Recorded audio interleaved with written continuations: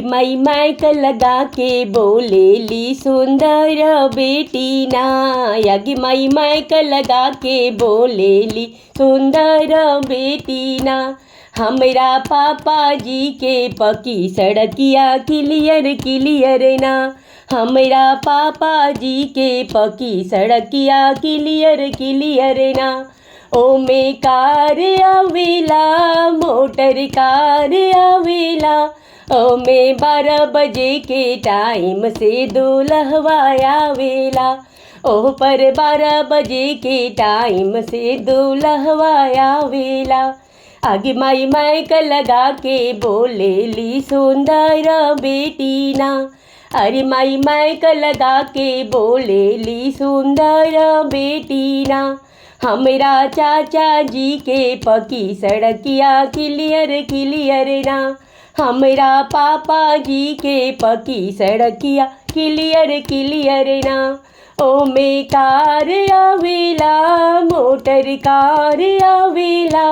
ओ पर 12 बजे के टाइम से दूल्हवा आवेला।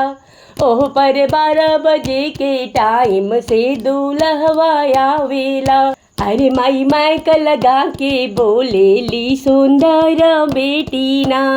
अरे माई मायक लगा के बोलेली सुंदर बेटी ना।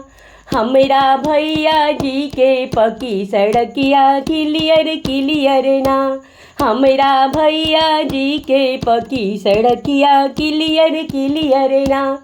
ओमे कार आवेला मोटर कार आवेला।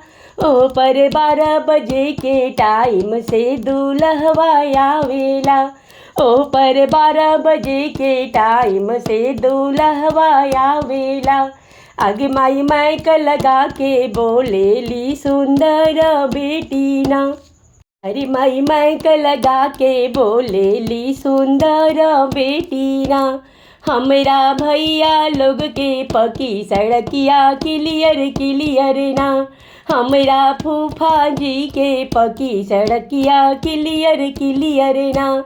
ओ पर कार आवेला मोटर कार आवेला। ओ पर 12 बजे के टाइम से दूल्हवा आवेला। ओह पर 12 बजे के टाइम से दूल्हवा आवेला। आगे माई मायक लगा के बोलेली सुंदर बेटी ना। आगे माई मायक लगा के बोलेली सुंदर बेटी ना।